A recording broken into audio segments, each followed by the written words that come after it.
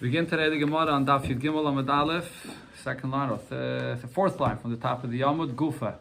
So the Gemara here is talking about halachas of Kachim Kalim, whether it still has ownership, mom and bailim, do you still have ownership on this carbon, on this behema, even after you makdish it as a carbon? This is connected to what it said in the Mishnah before on Daf Tes, that you only chayiv for damage if you're damaging something where there's no me'ilah. The Mishnah uses the lashon chasim she'ein ben me'ilah. It doesn't say in the Mishnah that it has to be nichsei hedyet and not nichsei hektish.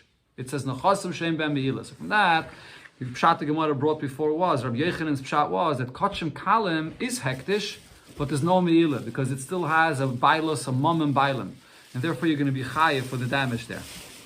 So in connection to this, the Gemara now brings this braisa where Rabbi Yossi Haglili's opinion is explained about this, and there's actually a few opinions over here what exactly Rabbi Yossi Haglili said. Guf, this is the braisa itself that we quoted before. Pasuk says, "Mola mal b'Hashem," that a person was moil in Hashem. What does it mean, moil b'Hashem? This is not a pasuk that actually talks about me'ilah. This is a pasuk that talks about a person that gave somebody a pekodain, a deposit, and then the shomer denies that he has it, and he swears falsely. So then then it turns out that he swears falsely. He has to bring a carbon asham for what he did. So there, the pasuk uses the term "mal mal b'Hashem v'kichesh ba misay." So Rashi explained before already that what you see over here is that we're talking about an object which belongs to you, because it says v'kichesh ba misay is denying about something that belongs to your friend, but at the same time it calls it b'Hashem, that he's denying something that belongs to Hashem. What is it that belongs to Hashem and belongs to you at the same time? So Rabbi Yossi Haglili says, "L'Rabbe is kachim kalim shehem emayna." A carbon which is kachim kalim, on one hand it's already kachim, it's b'Hashem, but it's also your money. That's Rabbi Yossi Haglili. Ben Azai says, and according to Rashi, Ben Azai is coming to explain what Rabbi Yossi Haglili meant. He's not arguing with Rabbi Yossi Haglili, but he's saying when Rabbi Yossi Haglili said to be marbe kachim kalim, what did he mean? Not every kachim kalim. L'Rabbe says shlamim. It's coming to include that if there's a carbon shlamim that you designated and you gave your friend to watch, and then he denies it, so the halacha of the carbon asham that you have to bring there in that case applies to a carbon shlamim. Not every kachim kalim though, only shlamim. The Gemara is soon going to say what it excludes. A third opinion, Abba Yossi ben Dustoy Yaime Le'oma ben Azai Ela beBechair Bilvad. Ben Azai only said regarding Rabbi Yossi Haglili's opinion that only a bechair, that's the firstborn, which is also a carbon, kachim kalim. Only the bechair has you have a ownership over it. There's mom and bailim to it, and this halacha of mal mal b'Hashem, the shvuas apakadim, will apply. Okay, those are the three opinions here. Amamar, so the Gemara explains. The Braisa here said, Ben Azai says, La Rabbi says Shlomim, that this pasuk of mal mal b'Hashem comes to say that Shlomim, you still have some private ownership in it. Now, why did he say Dafka Shlomim? Lumu'ute mai. What else? What other kachim kalim is he coming to exclude? If you're going to say that he's saying that only Shlomim has the halacha of kachim kalim, that this unique halacha of kachim kalim, that you still have some ownership over it, but it's coming to exclude b'chair, that b'chair is different and b'chair does not have this halacha. So you can't say that, because hashta now uma shlomim shetuunim smiche. We find by the carbon shlomim that the levels of requirement, the things that you have to do to bring it for a carbon, shows on a high level of kedusha that it has. And the Gemara brings a few details. One is shetuunim smiche. When you bring the carbon, you have to do smiche, which is the owner that leans on the carbon before he brings it. Unesachim, you have to bring certain nesachim, the wines that you pour on the mizbeach, together with the carbon. Actually, it brings the different amounts that you have to bring, depends on what kind of animal it is. And also tunufas chazav v'shaik, there's the breast and the legs that have to be lifted up when you bring the carbon. So it has these unique halachas. Amrit, still you say, mom and bailam hu, this carbon, once you makdish it has all these requirements, but still there's an element of the ownership of the individual that was makdish it, still, even after all of this. So if so, b'chair, mibaya, a b'chair, needless to say, a b'chair that does not have any of these halachas, for sure, it should still be mom and bailam. And here Rashi clarifies a detail, which is already the Gemara that we learned before here yesterday. Rashi says, actually regarding the b'chayr, it depends what kind of b'chayr you're talking about. The Gemara before actually said that when a B'chayr B'zman Shebeis HaMikdash Kayam has more Kedusha than a Shlamim, because the Lashon of the Gemara was, it's from Matnis Kohuna, Mishulcha Gavaya Kazachu. The B'chayr, from the moment it's born, it's not yours. You don't have to be Makdish at B'chlal. The moment it's born, it belongs to Hashem. So B'chayr is stronger than Shlamim. Why is the Gemara now saying that B'chayr is less than Shlamim? Because we're talking about a B'chayr B'zman Hazeh, in time when, or in Chutz La'aretz actually, not necessarily B'zman Hazeh, but in Chutz La'aretz. The Gemara before brought that a B'chayr that's born in Chutz La'aretz, you don't have to bring it to the Beis HaMikdash, you can leave it there and wait until it gets a mum, and then once it gets a mum, a Kayin can eat it for himself. It doesn't have to be brought as a carbon. So over here when the Gemara says B'chayr Mibaya, needless to say that a B'chayr has still mum and bailam in it, private ownership in it, it's talking about this B'chayr in Chutz La'aretz. So Rabbi Yochanan says the pshat is different. When Ben Azai says that only a shlamim has still a ownership of bailam, of the owner himself that was makdashit, and he's coming to exclude something, what is he coming to exclude? Lemute meiser. He's coming to exclude meiser behema, the 10th by the animals that the 10th one becomes a carbon, and it's also kachim kalam. But this meiser behema, there's no private ownership to this. Once it becomes meiser, it's a carbon with the complete kedusha of a carbon. And we see this in the Braise. The Tanya says in the Braise, B'B'chayr Nema. Regarding B'chayr, the language of the pasuk is Loi Tipoda. You cannot redeem it. So when it says redeeming it, what does redeeming mean? Redeeming means to completely remove its kedusha, that you could use it for yourself and just eat it and shecht it for yourself and so on. You can't redeem it, a B'chayr. But even though you can't redeem it, but a kayin that has this B'chayr, he can sell it. You can sell it, one kayin to another. V'nimka, it can be sold. Tam, chai, when it's still without a blemish and it's alive, it can be sold. Ubal mum, once it has a mum, so now it can't be brought as a carbon anymore. It can be sold chai, because it's still alive, or shachat, even after you shechted it, because now the kayin can eat it for himself. So this is by a B'chayr. By a B'chayr, you can't redeem it, you can't take off its kedusha, it's born with kedusha, but you could sell it. However, when it comes to Maisa, it's different. The Maisa Nema, the Torah uses a different term, Lo Yugoel. Now, the translation of Lo Yugoel is basically the same as Lo Sipoda. It should not be redeemed. However, Rashi here brings that the Gemara says in B'chayris that you learn out this term of Lo Yugoel that it says here. It's learned out from another place of Kachim where it uses the term Lo Yugoel. And there it says Lo Yugoel, and it says also there Lo Yumacher. It says both, Lo Yigal and Lo Yamacher, which means it shouldn't be redeemed, to remove its Kedusha completely, and also Lo Yamacher, it shouldn't be sold at all. If you can't sell it at all. The Einanimke, you can't sell it, Lo Chai, Lo Shachat, not when it's still alive, not after it's shechted, Lo Tam, not if it's without a blemish, Lo Balmum, not if it's with a blemish. So over here we see that regarding Meiser Behema, there's no aspect of ownership in it at all. It's hektish, and you can't redeem it, you can't sell it, and that is what Ben Azai was coming to exclude. That a B'chayr has a halacha B'chayr, a shlamim, still has mum and bailam to it, but not ma'aser behema. Ma'aser behema, even though it's kachim kalim, you can't do anything with it, it's a complete carbon. That's the pshat in Ben Azai. Now the Gemara brings another version of this, Ravina masnin la aseife. Ravina said all of this that we just said now regarding the last opinion brought in the Braise before, which was Abba Yasi ben Dustoi. What did he say? Abba Yasi ben Dustoi, Ben Azai ela b'B'chayr b'lvad. Ben Azai said that when do you say Kachim Kalim still has an ownership of mum and bailam in it? He only said that regarding the B'chayr. And again, we're talking about a B'chayr which is born in Chutz La'aretz. That's not going to be brought as a carbon necessarily in the Beis HaMikdash. Now, when he said this, that it only goes on B'chayr, L'mutimai, what did he mean to exclude? What other Kachim Kalim does not have ownership still of the private individual, of mum and bailam? If you're going to say it's coming to exclude a carbon shlamim, why would you say a carbon shlamim is excluded? The B'chayr, it's born with its kedusha from birth. As soon as it comes out, it has kedusha in it. But nevertheless, this B'chayr that's born in Chutz La'aretz, and it won't necessarily be brought as a carbon, so it's still an aspect of your ownership in it. Shlamim mibaya, regarding a carbon shlamim, where there's no... Over here, it was first yours. It's not born right away with kedusha. You were makdish it, and Rashi said before, you have the achrayas then to go and bring it as a carbon. But it was born first yours. So needless to say that over here, after you makdish it still has private ownership to it. So we're not excluding shlamim. So on this, we're excluding that meiser behema is different. We see from the pasuk that there's no aspect of private ownership to it.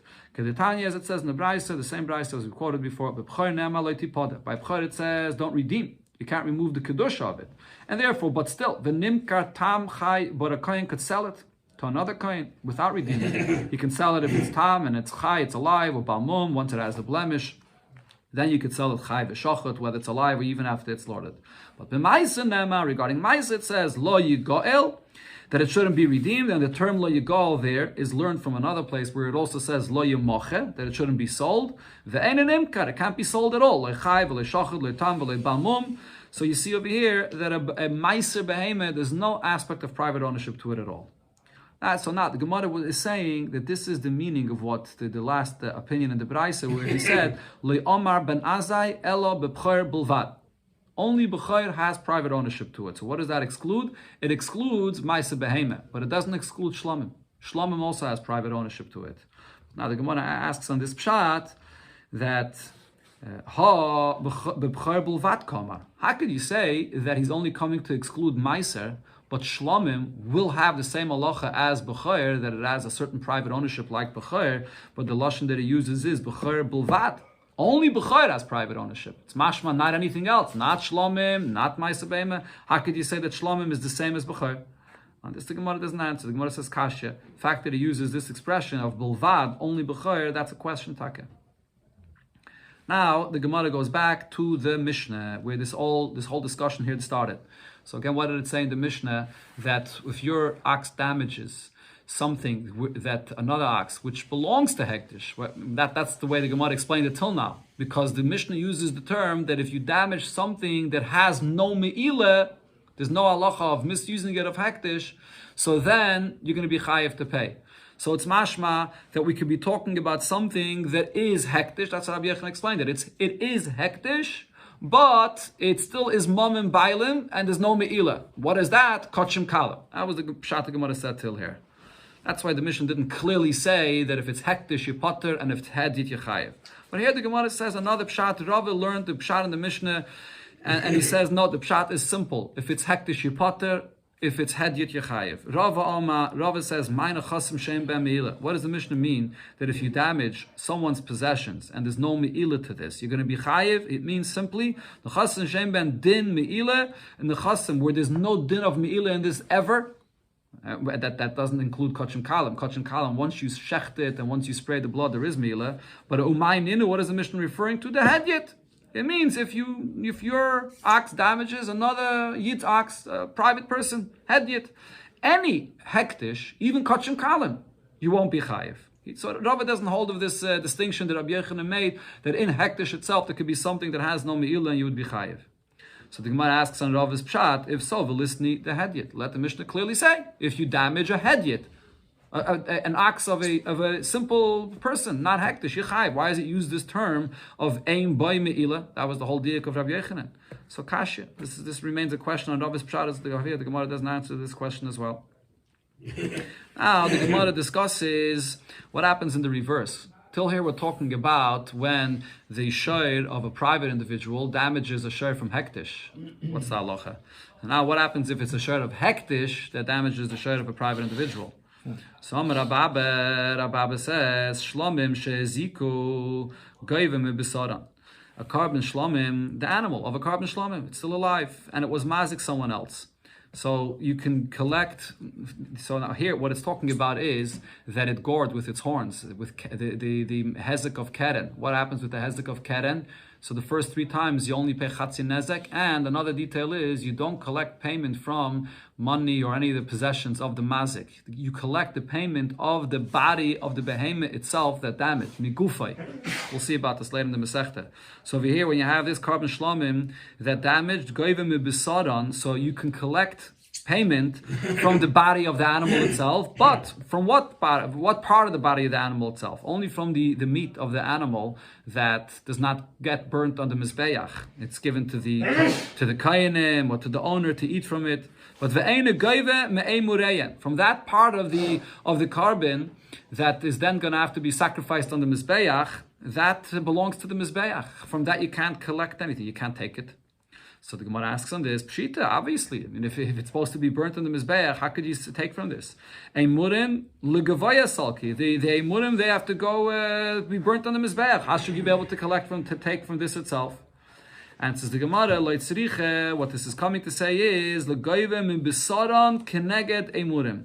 That the percent of since you could only take from the percent of the basar, so if you would want to take from half of that basar, it won't come to the amount of chatzi nezek. What's the maximum that you get paid by a tam? A tam that damages, again, that damages with his horns, and the first 3 times you only pay up to chatzi nezek, half of the damage. Right? But it really will depend on the value that there is to this behemoth. You could only collect from the body of the animal that was mazik. What's if the body of the animal is worth less than chatzi nezek, so you get paid less than half.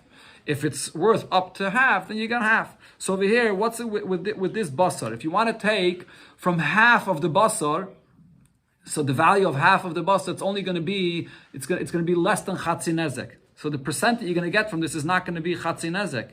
So maybe you would think that you could take keneged emurim.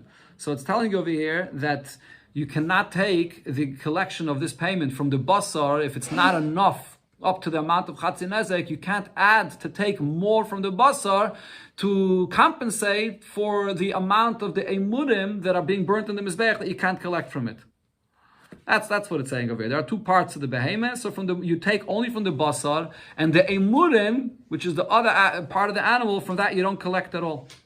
So the Gemara now explains what's the reason for this. So here the Gemara brings another case where you have a similar kind of story where there's a machlokes about this. Basically, it comes out over here. You have this one behemoth which is kachim, and there's 2 parts to the behemoth. There's the part of the behemoth which goes on the mizbeach. From that you can't collect from, and then there's the part of the behemoth which is the basar of it, that the kayanim meat, the bailam meat, from that you could collect from, right? So it's saying you only collect from the basar, but you don't collect anything extra over here to make up for the part of the emurim that go on the mizbeach. Now there's a similar thing that we find in another case where there are 2 people or two things that are involved in a damage. Okay, so what's the case we have over here? 2 things that are involved in one damage. So Rashi here brings, this is a Gemara later here in the Masechta, if you have an ox that pushes another ox into a pit, and it dies there. So who damaged over here? There's one ox that pushed and damaged, and then there's the fact that it fell into the pit and damaged. So the boy and the shoyer were both involved in this damage. So there's a machlokes regarding this, who's going to be chayiv to pay over here. So the Gemara continues and says, second, inside the Gemara where we're holding over here. Second. So according to who are we saying over here that when you have the basar of the carbon shlamim and you have the emurim, that you only collect from the basar and you don't compensate anything that's missing from the evarim? Now, according to who is this? If it goes according to the opinion of the Rabbanon, pshita. So then it's obvious. Rabbanan basically say the same thing regarding this case I just mentioned, that when one shoyer pushes another shoyer into a pit, who's the one that's chayiv to pay? The shoyer. The shoyer is the one that pushed him. He's the one that's chayiv to pay. Now, how much does the shoyer pay? If it happened the first time and he did it it's a toilda of keren, he was wild and he pushed him, he only pays half. We don't say that the other half that this shirt is not paying, so the Baal Haber, which the shirt fell into, is going to have to compensate and add and pay the other half. It doesn't work that way. He's chayiv to pay, and the other half, even though the Ber also l'chayra caused the damage, but the Baal Haber doesn't make up for what the Baal Hasher does not have to pay. That's according to the Rabbanan. So according to the Rabbanan, just like we say over there, that the Baal Haber does not make up for what the Shoyer has to pay, so over here as well, the Basar and the Emurim, the Basar it could be paid, and you don't make up anything extra for what the Emurim can't pay. Ha'amri, because the Rabbanan say, Ki leket le'ishtalume mihai, loy mishtalme mihai, that in the case where the Baal Hasher does not have to pay, because he only pays half, he doesn't pay more than that, we don't collect the extra of the Baal Haber.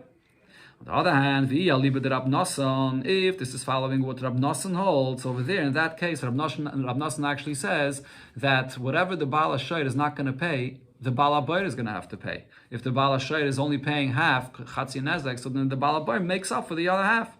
So Ha'amar over there, Rab Nosson says, Ki leke l'shtalumi mehai, mishtala mehai, that if you can't get it all paid up from the Baal Hasher, so then the rest, the Baal Bayr has to pay.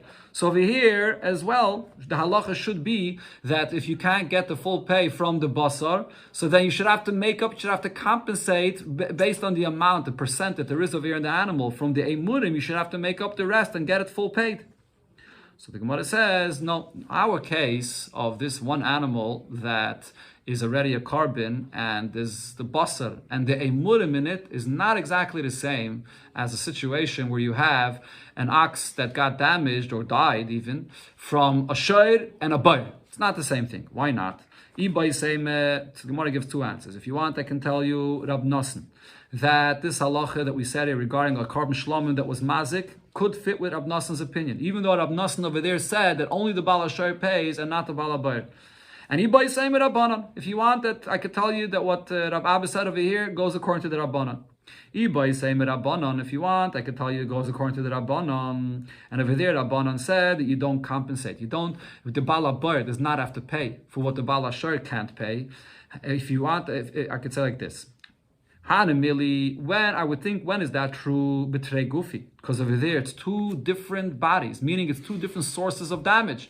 One shayr is pushing the other shayr, and then there's the pit that it falls into. It's two completely different sources of damage. So therefore, I say that over there the Baal HaShayr is the one that pushed. He did the main nezek. He's chayiv. The Baal HaBayr, which is another. It's not part of this shayr itself. The Baal HaBayr is not considered to be the one that caused the damage, and therefore you potter. But maybe if it's in the same body, so over here, Matzi Amale, maybe the Nizik could say, it's this one body. I should get paid as much as possible from this body. So even though the emurim have to be burnt on the mizbeach, but from the basar, I should be able to get the fullest amount possible because it's this shar that was mazik. It's not another bayr that is not the cause of the damage as much. That's according to the Rabbana. So that was the chiddush over here that Rab Abba said that you only get paid the amount from the basar and you don't compensate for the emurim that are burnt in the mizbeach. By saying Rab Nosson, or if you want, I can tell you that what Rab Abba here said goes according to Rab Nosson because it's different. It's not the same thing. Over there, the Baal HaShayr says to the Baal HaBayr that we have to both participate in paying up for this damage. I found, so the Baal HaShayr here, this is actually talking about the Baal HaShayr, the Nizik, the one that his shayr got damaged. So he says to the Baal HaBayr, you should also participate in paying for the damage. Where did I find my ox? I found it in your pit. So therefore, what I can't get paid from the Baal HaShayr that pushed my shayr into your pit, I'll get paid from you because that's where it fell into. But over here, mi motzi amar basar azik emurin lo yazik. Over here, could you say that the basar of this animal was mazik and the emurim was not mazik? Over here, it's really all one animal. Elamai, the basar you can get paid from because that's not being burnt on the mizbeach, and the emurim, too bad. The emurim, that's something that you lose out from because that's something that doesn't belong to be paid b'chlal, to pay b'chlal. That belongs to the mizbeach. You don't get paid from that. So therefore, over here, you only get paid from the basar, and you don't compensate. You don't get paid anything from the parts of this carbon shlomim that goes on the mizbeach. Another halacha regarding a kachim, an animal of kachim that was mazik. Rava said taida sheizika, a carbon taida that was mazik, an animal that it's a carbon taida that was mazik someone. So now again, if this is a case of a keren where you collect the chatzi nezik from the body of the animal itself, you could collect from the meat of this animal itself. You don't collect from the breads that come along with the carbon taida. Together with the carbon taida, you have to bring 40 breads. So you can collect from the animal. That's the body itself that was mazik, but not from the breads.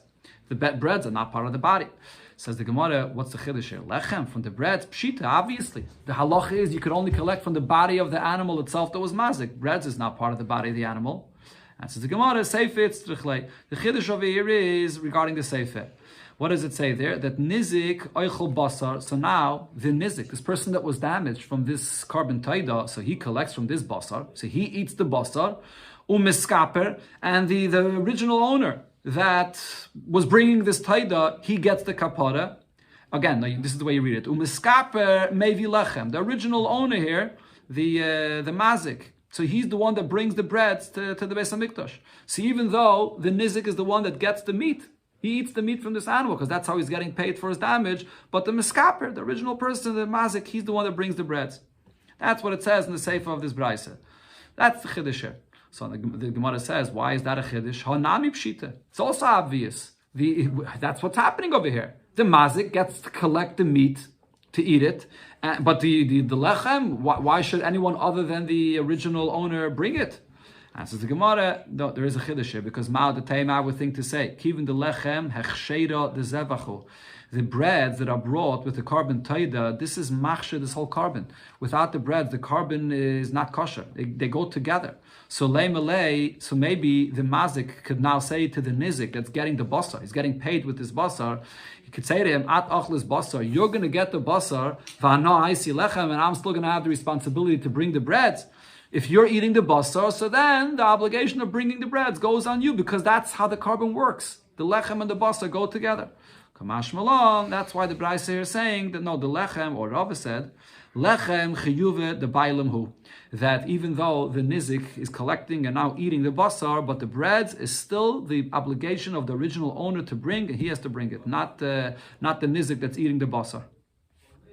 Going back to what it said in the Mishnah, the Mishnah here said another detail of when are you chayiv to pay for the damages that you cause. It's only if it's nechasim, shehein shal b'nei bris. If it's possessions that belongs to a ben bris, a yid, not if you damage a guy. So the Gemara Lamutimai, what is this coming to exclude? Is this coming to exclude if you damage a guy, you don't have to pay? This is a Mishnah later in the Masechta. Shor shel Yisrael, shenogach shor shel evik kachavim, a shor of a yid that gores the shor of a guy, potter, you potter to pay. So why does it say it here again? Answers the Gemara, Tana, here it says the rule about this, and v'hadar mefarish, and then later in the Mishnah later in the Masechta it spells out more details about it. And there in that Mishnah later there's more details, more chidushim about it. But here it tells you the general rule. But that's what this Mishnah means. It doesn't mean anything else. Then it said nechasim hamiyuchadim. What does nechasim hamiyuchadim mean? That you only chayiv to pay if it's something which is miyuchadim, which is owned by a specific ownership. Now, what does this mean? So the Gemara says, "Lamutimai." What is this Mishnah coming to exclude? Amar Rav Yehuda. Rav Yehuda says, "Lamuute." This comes to exclude the following case: that when it's not even clear whose ox gored and damaged. So it comes to exclude ze oimer sharcha hizik, v'ze oimer sharcha hizik. So there's an argument over here, who exactly, which share, it's not clear which the share was mazik. One person says, it wasn't my share, there was someone else's. There were two oxen that were running after another ox and it damaged it. And there's an argument over here, which share was mazik. So what's the halach in such a case? You're not chayiv to pay because hamayitz mechaveri olavaraya. You're gonna have to prove which was the share that was mazik. That's what it means over here. Nechasam hamiyachada means it has to be clear who's the owner of the ox that damaged, and not when there's an argument when it's not clear. So this is well the Gemara asks. Satani lekaman. This is a Mishnah later in the Masechta. Hoyishnayim reitum achar echad. There were two oxes that were running after one animal. And now there's an argument between the mazik and the nizik. They're arguing whose share was mazik. So then shneim peturim, they're both going to be pater. So it says already the halacha later and the Mishnah later. So again the Gemara says tani v'hadim mefarish. It says the rule here one in the beginning, and then it spells out the details later. Now there's a different shot for this. B'masnita tana in the Brayse it explains what the Mishnah was saying here differently. What does nechasim hamiyuchadim mean? Prat lenichse hefker. This comes to exclude when it comes to hefker, possessions of hefker.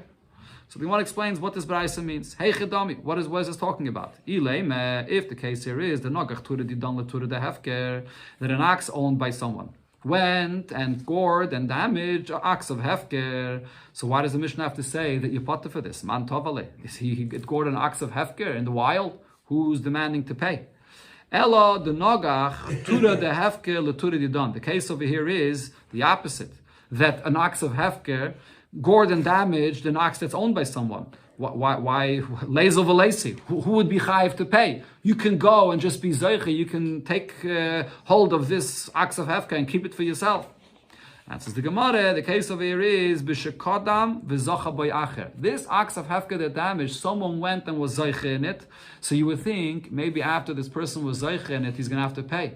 even though he was zeiche in it after a damage, because if the payment comes from the body of the animal itself, by keren, for the first 3 times, so maybe that payment comes from the body of the animal, even if you was zeiche in it after a damage. That's why it's saying, no, if there was no owner when it damaged, you don't have to pay.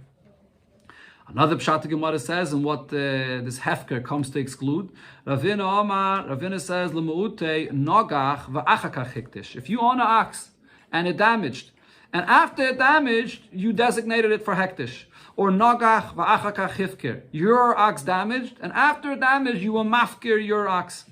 In such a case, after you will mafkir it, so then you can't collect payment from this ox anymore.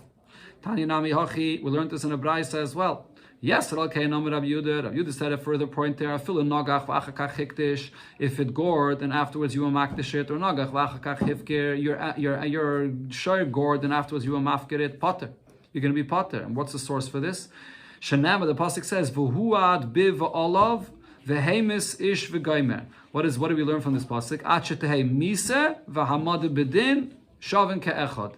That only if the animal that caused damage, it killed something or someone, so and also v'huad b'valov, that he brought the owner of this ox to the bezdin, and it's still his ox, then he's going to be chayiv to pay. But if it's not his anymore, so at that point, so then he's not going to be chayiv to pay. For the Gemara adds that there's really another detail here. There's another step. It's not only bringing him to the bezdin, but Gemara din loy binan. Does he not still have to be the owner of the ox until the Gemar din, until there's the actual psak din of the bezdin? Ha-hasher yisakal. And the continuation of the pasuk, it says over there, hasher yisakal, meaning the psak din of the bezdin, that this shar has to be stoned to death if it killed a person. So hudichsev. It's also part of what the pasuk here says.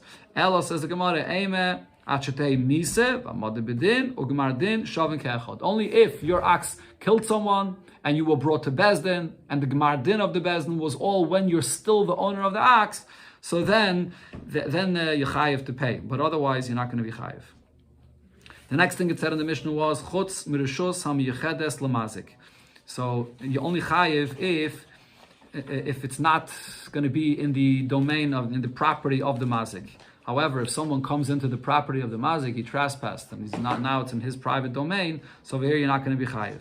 Why not? So the Gemara says simple, the amalei, because the mazik could say, Tercha b'rishusi, my boy. What is your ox? Your ox came into my rishus, and over here my ox damaged your ox. What is it doing in my property? So your ox damaged itself, basically. It's I didn't do it. You came into me. Now the Mishnah says, rishus hanizik v'hamazik. And also, if it's a place where there's a partnership. If the nizik and the mazik, the damager, the nizik and the mazik, they're partners in this property, and the damage happened over there in this property where they're partners. So now it's not clear in the lashon of the Mishnah whether rishus and nizik v'mazik is coming to say that in such a case you would also be potter to pay, like we just said, the case of rishus and mazik, and you read that together, or this is connected to the continuation of the Mishnah. Continuation of the Mishnah, it says kishehizik chava mazik l'shalom. So the Gemara here brings 2 opinions about this. Amar Rav Chisda, Amar Rav Avimi, chotzer hashutfin chayiv bal Hashem v'laregel. If it's a property that's owned by shutfim, by partners, and you have your animal that's there, and it eats up from the crop, or it goes and tramples on things, you are going to be chayiv. And this is how you're supposed to read the Mishnah. Chutz mirishus hamiyechedes lamazik the potter. If your animal walks into someone's private property and his ox damages, so then he's going to be potter. Why did you go into his private property? But urishus hanizik v'hamazik. If it's a place where it's owned by these partners, then kishehizik chavamazik. Then you're going to be chayiv to pay. Okay, so in other words, what he holds is that when it comes to Shem V'regel is only potter in Rishus Harabim. We'll see this later in the Masechta. We had it before. Shem V'regel is potter when it tramples or eats in Rishus Harabim. But if it's eating or it's trampling in a private domain, you're chayiv.